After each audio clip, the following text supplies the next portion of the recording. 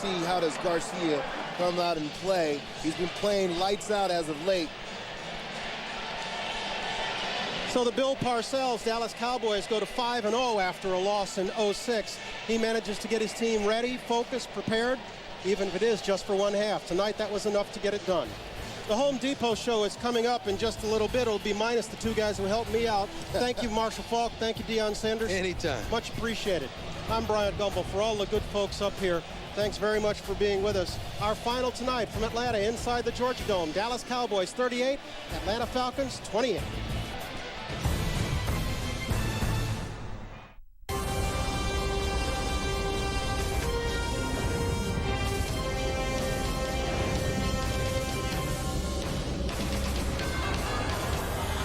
Thank you for watching this presentation of the National Football League on NFL Network.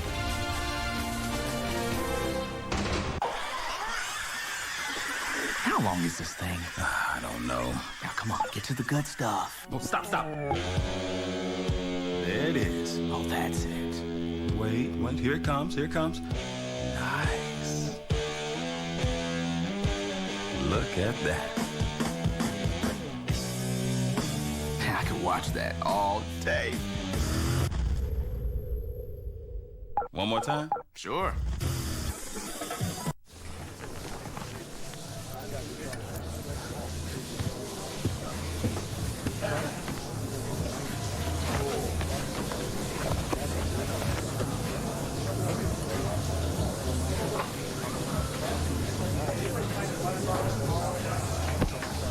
You wouldn't make it in pro football, but you can get inside with VCast. Download Madden's weekly game reports, get scores, stats, and more exclusively from Verizon Wireless. It's the network. Beneath the placid exterior lies a cauldron of activity inside the Wendy's new jalapeno cheddar double melt. Shown here, we see its many layers, each serving an important function. Fresh ground beef patties insulate the center, keeping it warm. A slice of pepper jack melts beneath bacon, and deep at the burger's core, jalapenos explode in a river of molten cheese. Man can only stand in awe of this miraculous way to do what tastes right. Hi, I'm Rick. Can I answer any questions on your new CRM system? Not really. It's pretty intuitive. Thanks. Ooh, honey almond. Heard the blitzes are good. You got any lunch? Can I answer any questions for you? Hi, got any questions for me? Nice system. Closing deals left and right. We're out of blintzes. With the right software, people can train less and accomplish more.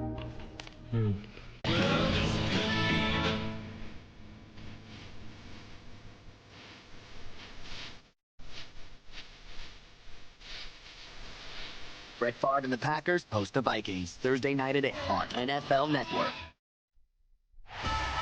Saturday Night Football on NFL Network is brought to you by the Nissan Titan, proud presenter of the 2006 Heisman. Verizon Wireless. Watch John Madden break down the games exclusively on VCast, only from Verizon Wireless. Welcome to the Home Depot post-game show. You can do it. We can help. And the Home Depot post-game show is on the air. Rich Odds and Adam Schefter. Steve Mariucci. We just saw quite a wildly entertaining game here in the Georgia Dome. A lot of playoff implications at stake as the Dallas Cowboys and the Falcons take on one another. A rare Terrell Owens first half touchdown put them up 7-0, and then DeMarcus Ware with a pick six. His first career interception goes for 7 points. Dallas up 14-0. Rod Coleman's tip pass of Tony Romo's attempt to reach one of his receivers changes the pace of this game. Yeah, it was 14-0, and right away the Falcons get right back in it. And Justin Griffith, number 33, takes it into the end zone to cut the Cowboys' lead to just one touchdown. And then the next drive for the Falcons, Vick goes up top to Roddy White, who had 104 receiving yards in this game. Receivers have been known for dropping passes. They came up with some big catches tonight, Rich. And Michael Jenkins all alone in the end zone a couple plays after the White 52-yard gain makes it a 1-point game. And the reason why we show you the extra point is because it's historic. Morton Anderson, with that 1 point, becomes the all-time leading scorer in NFL history. His teammates mobbing the 46-year-old who was born in the year that the Dallas Cowboys joined the league. We're tied at 14 when here comes Romo over D. Hall again. Yeah, when Terrell Owens is singled up, doesn't matter if it's D'Angelo Hall or not, he's gonna score points and make catches. 51-yarder puts the Cowboys up by 7, but with 20 seconds to go left in the half after a touchdown was called back, Vic finds Ashley Lallee for the 8-yard touchdown, and we're tied at 21 at the half. And Michael Vick finishes the first half with 3 touchdowns. And then he opens up the second half with his 4th touchdown of the day as he finds Algie Crumpler to set it up for a 26-yard gain. And then 4 plays later, who's 33? Justin Griffin! His 4th touchdown of the game for Michael Vick, ties a career high, and the Falcons are on top 28-21. 5 minutes and change left to go in the third quarter. Almost a fumble as this one goes out of bounds that was thrown behind the line, and it was a big break for the Cowboys because 5 plays later, Marion Barber catches. 11 attempts for 69 yards and 2 touchdowns. This guy is really coming alive. And that tied the game at 28. The Cowboys get a 48-yarder from Martin Gramatica to go up 3, and this was a crucial 4th and 1 after they can't get it on 3rd and 1 early on. Algie Crumpler wide open, and Vic misses him. Yeah, Mike's going to the other side all the way, doesn't see Algie at all. And Ashley Lallee had the pass attempt broken up for him, so the Cowboys have the Falcons turn it over on downs, and then later on in the next drive, Michael Vick with some history of his own. That passes Bobby Douglas for the most prolific ground gamer to be a signal caller in the NFL in a single season. But the man on the ground was Marion Barber. He just kept busting it up the middle, picking up a first down on 3rd and short here for 11 yards, 12 yards again, and then another touchdown for Marion Barber. 2 on the night for him. He is tied for 2nd in the NFL with 13 rushing touchdowns. He gets some props from his head coach, who gets a big win on the road in Week 15. Bill Parcells' Cowboys are 9-5, the 3 seed in the NFC, and he's at the podium. Trouble slowing down the rest of the way, but our defense settled down, and our offense drove the ball on 2 or 3 consecutive possessions for scores. So I was really proud of them. They fought hard, and we're in the race now, and we'll be in it until the last day. Can you talk a little bit about Tony's performance? I thought it was better than it was the week before, and I'm speaking of Romo now. And I thought we made a couple real good clutch catches, some of our receivers. We were a little shaky in the secondary there at one point. But this team presents unique problems to you because if you play a lot of zone against them, then you got to get your spacing, and that's when Vic thrives on the running. So we tried to play a lot of man-to-man today and to use extra guys to kind of keep him contained if we could. And for the most part, keeping him contained was okay, but he did hit a couple of really good throws down on the sidelines there, and that's really those 2 throws are the ones that kind of put us in trouble for a while. But other than that, especially late in the game, I thought we played a lot better on defense, and then our offense held the ball, and we got most of our rushing yards late, which is a good sign. And I thought Marion ran real tough down there at the end. Yeah, did you feel like Marion could have gone through a brick wall there on those final 6 carries? Well, I don't know. He was honking his horn.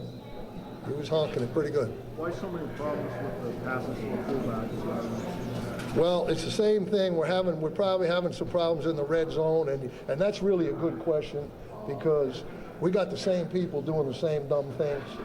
Okay, so we've got to get it rectified. It's hurting us. And that's two weeks in a row. They throw the same pass and it's for a touchdown. Same guy busts the cover.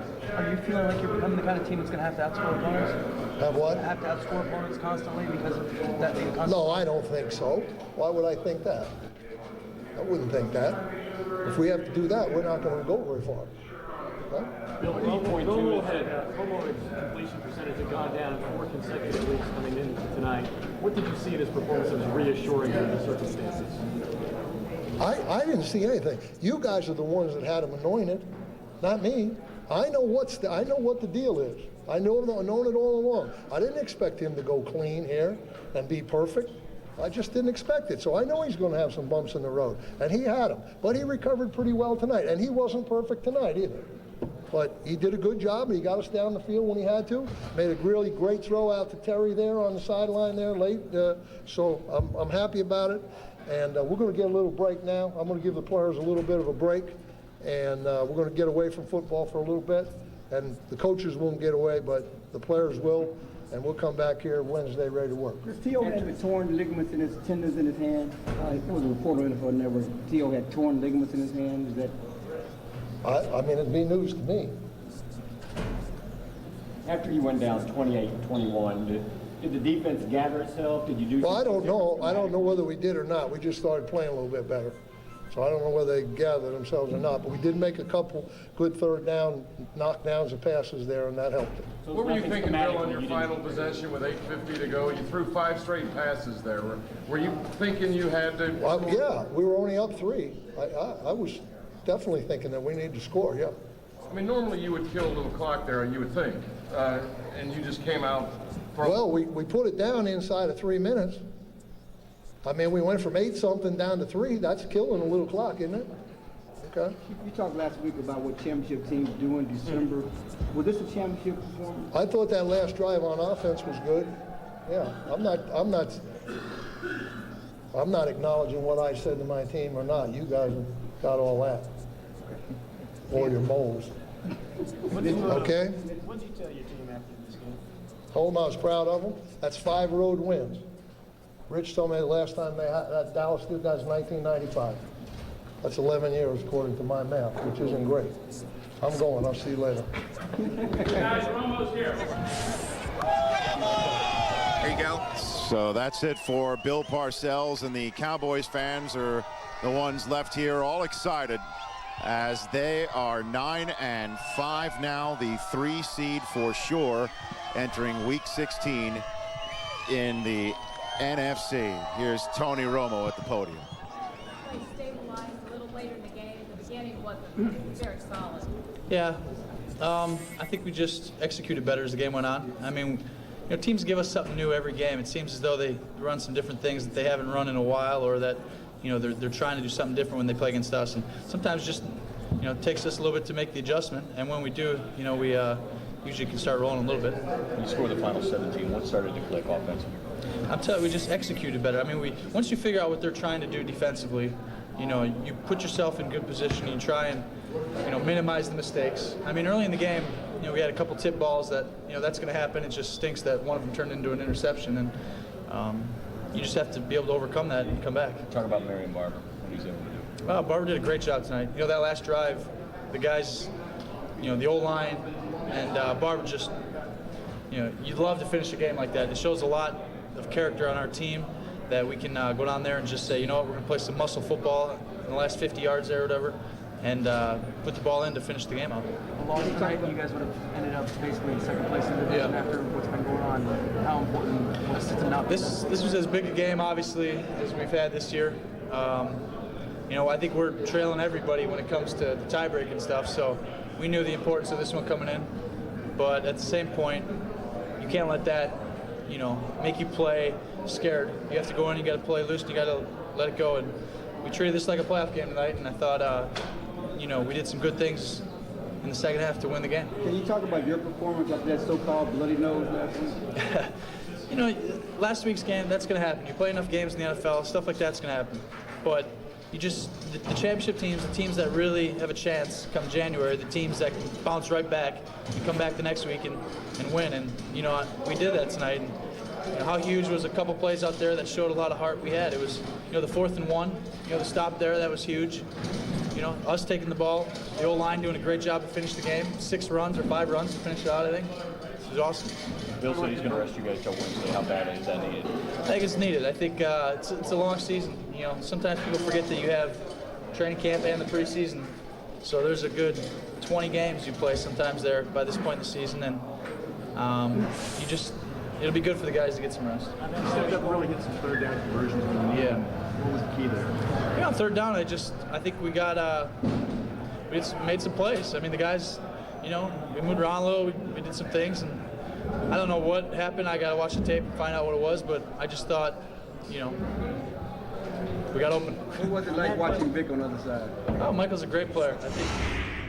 So Tony Romo is now a victorious quarterback for the Dallas Cowboys. We've just been changing personnel packages all night here on NFL Network. I mean, we had us three starting it off, and Deion Sanders and Marshall Faulk went up to call part of the game. Now they're back down here on the Home Depot post-game show. Let's check on the Nissan Next Generation players to watch as predicted by our Troika, part of the pregame package.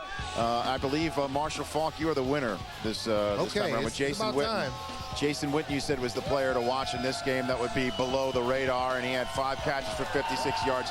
Quite a few of them on third down as Tony Romo and the Dallas Cowboys were able to move the chains in this difficult environment. It was a loud Georgia Dome tonight. Now let's talk about this particular ball game. A huge one for the Dallas Cowboys, Adam Schefter, because Dallas was in danger of losing their first place position in the NFC East with a loss tonight.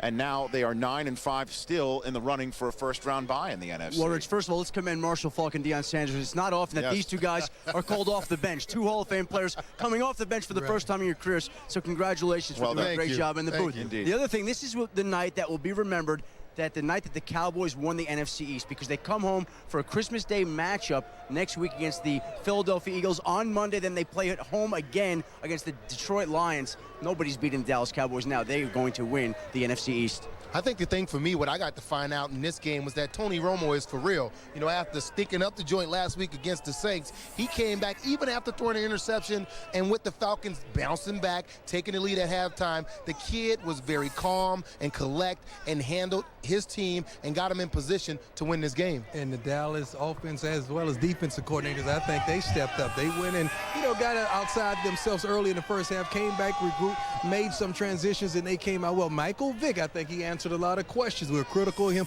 Can he throw the ball? Is he the complete quarterback? Can he sit in the pocket? I think he answered every question that we could have had of Michael Vick. Yeah, and I like the way they spread the ball around, because Tony Romo completed 22 passes, 5 to Terrell Owens, 2 touchdowns in the first half, 5 other completions to Terry Glenn, 5 other to Jason Witten. He spread the ball around, and Marion Barber just continues to impress us. Well, this game's already locked in for an NFL replay Tuesday at 8 Eastern, by the way. The replay council is already met before the rest of the games are played on Sunday. Tuesday, 8 Eastern, you can watch it again here on NFL Network. And, guys, I thought a very key part of this game, if not the key part of this game, was in the fourth quarter when the Atlanta Falcons had 3rd and short on the Dallas side of the field and could not pick up the first down. And last year, Deion, correct me if I'm wrong, that's the sort of thing that would have been easy for them to pick up. They'd move the chains and keep moving along. That used to be Duckett territory. TJ Duckett, he's not here. Work done, only 18 rushes for 56 yards, and you're going to try to throw me a sweep, not a sweep, but you're going to hand the ball back 5 yards deep. And, man, you got what, 3rd and 1? I'd rather give Vic 2 chances at a quarterback sneak, because it's a 4-down it's a 4-down situation. You know you're going to go for it. So I'd rather go with Michael Vick consecutively on that play. Unless you have a nice big back, like you mentioned. The Giants use Brandon Jacobs, right? TJ Duckett was used here quite frequently in that situation. Barry Sanders used to come out of games for a bigger back and short yardage. They don't have that guy right now. I think we're forgetting something. The offensive line, that's their job. When you have 1 yard, your offensive line have to give you a surge and a push, and they didn't. You know what? The defense didn't do its job. That's the bottom line. They could not stop the Falcons when the game was on the line. Dallas willed their way through Atlanta's defense all night long. To me, a lot of that blame goes to Atlanta's defense. And now Atlanta is now 7-7, and they are on the outside looking in a big bad way. No matter how the way things break on Sunday, the Falcons will not hold a playoff position entering Week 16 of this season. Don't go anywhere. The Cowboys are 10-point winner here in the Georgia Dome. They are now 9-5 in the driver's seat in the East. Let's do the describing of the action. But I'm thrilled to hear that there was a dream of yours, really, and NFL Network was able to make it happen, man. Make it come through. That's fantastic. And you know what? And deep down, though, Deion's dream is to take a flight early morning on Sunday to fly back to Los Angeles and do game day with us. So we're going to have that dream fulfilled for you tomorrow, Deion Sanders. NFL game day as soon as Sunday's action is over. Join me and Deion Sanders and Steve Mariucci while Marshall's kicking it on Sherwood with Tiger Woods, probably. Well, we're hard at work, but we're fired up to bring you the rest of Week 15's action as we have already Thursday and Saturday night right here on NFL Network. Marion Barber, you were calling it during the game. This guy's got the fire. Man, I like it. He runs hard. He knows for the goal line. He found it twice again tonight. Hey, Stu, I need you to track down on NFL Network.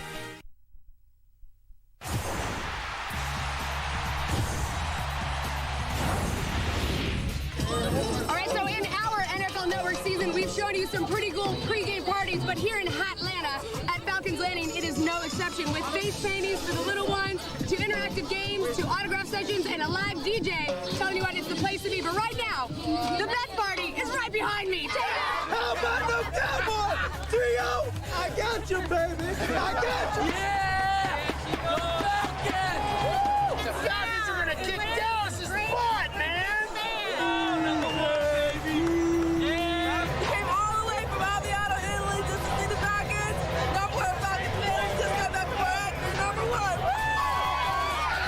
Home Depot's most colorful fans, all NFL official team colors paint is available only at the Home Depot, proud sponsor of the National Football League. Now, during this game in the Georgia Dome, right around halftime, an Atlanta Falcons official came running up to most of us, all out of breath, saying that he had heard that D'Angelo Hall had gotten spat in the face by Terrell Owens on one of T.O.'s touchdowns. Apparently, T.O. gave him a little, I guess, sprayed it instead of saying it at some point.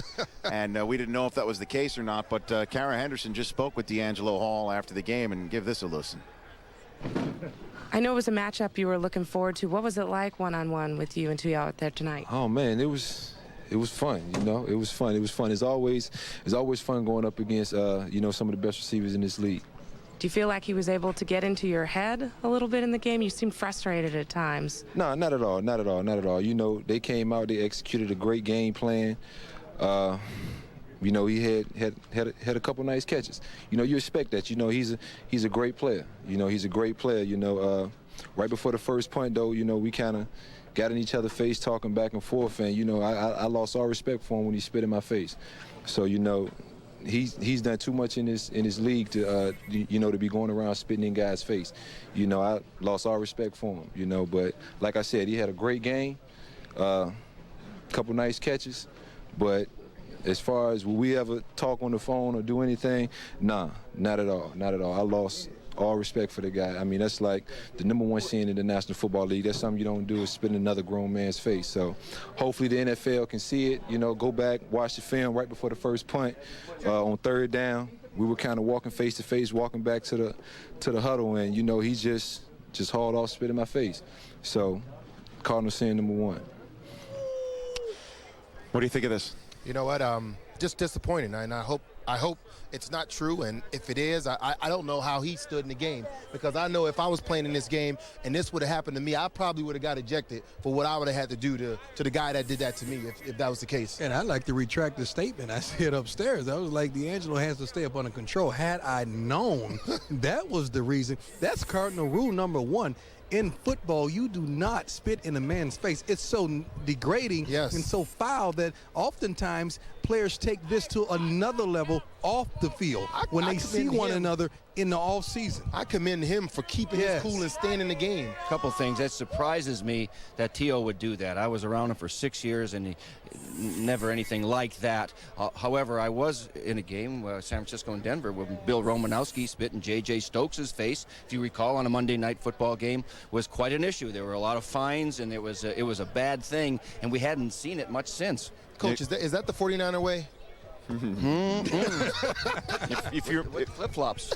Nice. Yeah, that's what Chris Collinsworth said on Thursday night in Seattle. And if you remember last year's playoff game with Tampa Bay and Washington, Sean Taylor got ejected, even though he was on the business end of a shove. A lot of people were sort of wondering for a split second what was that all about, and we found out that Sean Taylor had spat, and I believe it was Michael Pittman's face in that playoff game. So we're expecting, well, I believe T.O. is at the podium. Let's see if he addressed this.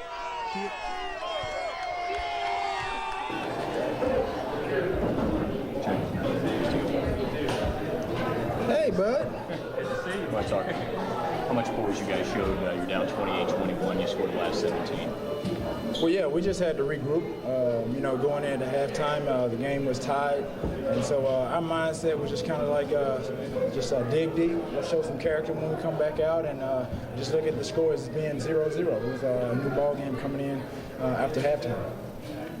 Gio, for you guys to put up as many points as you did, talk about the explosiveness of the offense that you showed tonight. Because a week ago you didn't really show the explosiveness. Well, I mean, we've shown a little bit of that throughout the course of the year, and we know what type of offense that we have. We have a quick strike offense. We got two backs that'll hit the hole and you know, churn up get some hard earned yards. And so you know, we just had to just take it one play at a time, and you know, we kind of ate up the clock a little bit. But when we had some opportunity to take some shots, you know, we made some plays. Talk about your long touchdown. Well, that was T.O. Moments ago at the podium, and now here he is in the flesh. Terrell Owens, fresh off a 2-touchdown performance against the Atlanta Falcons. Your thoughts on your performance tonight, T.O.?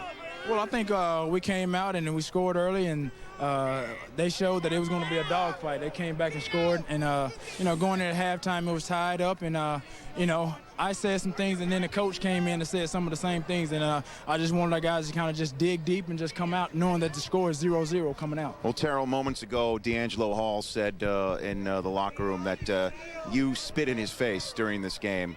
What do you say upon hearing that? I got frustrated, and I apologize for that. But it was a situation where he kept bugging me. He kept getting in my face, and you know, I just tried. He just kept aggravating me. And so you know, I had to just really just show him I had to come out here. And last year he said he shut me down. I had 100 yards, and you know, other than that, I just came out and just tried to go out and play like I know how to play. Still, T.O., spitting in a man's face is the most degrading thing you can do to another athlete. Did you know that when you did it? Like I said, I apologize for that, and you know, I got to move on. Yeah, but I just hope you guys don't take it any farther, because you know, when something like that happens, you know usually where that ends up. Well, I'm not really worried about it, and like I said, I apologize for it, and you know, I'm man enough to say that, and you know, we got to move on. But other than that, hey, I'm just coming out and just trying to play football. How are you doing? How's your hands? They were talking about surgery with your fingers. You chose not to have the surgery and play on. What's going to be required later on? Well, you know, it's kind of jacked up, and it was a decision I had to make. It's been like this for over a month. I really haven't tried to make any excuses about it, and you know, I've just been going out, just practicing hard and just trying to play with it, play through the pain. So other than that, it's going to be a decision where I meet with some hand specialists after the season. Maybe have surgery after the season. Maybe some permanent damage, but you know, I talked to Jerry about the decision, and you know, he ultimately told him that it was up to me, and you know, I opted to kind of just hold out, and you know, we got a good thing going, so we're just going to just wait till after the season. You know, you got going tonight. You got in the end zone twice in the first half. Yeah, I mean, I was very happy that I kind of got involved early in the game, and just happy with the overall team win. You know, you've been criticized all season long for drops. Do you attribute, because no one knew about your hand. We didn't even know about your hand until the day. Do you attribute that to many of your drops? I mean, it's had some effect on me, but you know, man, I don't try to make excuses. I knew what the situation was. Like I said, it's been like this over a month now, and I just been trying to just fight through it. Why do you say something? I mean, I'm not one to make excuses. So you know, if I go out and try to make excuses, you know, it's something for the media just trying to just jump on me and just be negative with it. Terrell, talk about let's talk a little bit about your quarterback Tony Romo and the difference between your season with him and with Drew Bledsoe. And as you could see, the last 8 games, you've had more touchdowns in the last 8 games than you did have in your previous 6. In fact, you had 2 on this particular night in the first half when you had none coming in. What is it about you and Tony Romo that maybe we don't see just sitting on our couches? Well, I think he was just dropping back, going through his progressions, giving me opportunities, and I didn't feel like I had those opportunities early in the season where I definitely felt like I could have been involved more. And you know, it's just a situation where, you know, I told Tony I'm going to work hard to get open for him, and he's been dropping back and finding the open receiver. Sometimes I'm going to have some big nights, and sometimes I'm not. Earlier this week, you said that earlier in the season there were times you didn't feel like you were as a close part of this team. Do you feel that way now? Well, definitely. You know, I know a lot of guys are speculating about the interview, and early in the season, I really didn't feel like I was part of the offense. You know, I was just running routes, and I knew I was open. I just didn't get those opportunities. timing. You know, timing is everything. You guys are winning. Then when you come out and make a statement, you get criticized. I'm like, T.O., come on, baby. I don't want them to criticize you. I look to you like a little brother. Is there anything that you would, seeing hindsight now, that you would retract, that you've said this season or last week in the interview or whatever have it? Well, I think last week was a situation where, again, media taking advantage of the interview, and that was basically the sit down that I did with Michael Irvin. It was basically a recap of what's been going on, and I told Michael before I did it, I said, I'm not disgruntled, I'm not unhappy right now. We just talked about a series of things that happened throughout the course of the season, and they obviously edited that and showed, and it made it seem like that's what was going on. Why do you keep doing that with them, though? That's what makes me mad. Why do you keep doing it? You know how they treat you. Well, I mean, I think this right here was definitely an eye-opener for me. And, you know, I talked to Michael Irvin after, and he asked me how it went. And, you know, it wasn't positive. And I just felt like that was something the interview I shouldn't have done at that time, especially with the way we were going. And, you know, I apologized to Jerry Jones after the game, you know, about that, because he came and he asked me about it. And, you know, I just said, you know, it was frustrating. And, you know, it was a situation where I should have just waited. Now you can, now you go home, T.O., and you take on the Eagles on Christmas. You can wrap up the division against the Philadelphia Eagles. Does that give you any special extra little Christmas toast right there? Well, you know Christmas what? cheer? I'm ready for that game. You know, obviously we didn't play well when we went to Philly, and I think you know, a lot of guys they still have a lot of bad taste in their mouth from that game, and I knew we had some opportunities to win it. It didn't happen that way, but you know, we're going to rest up.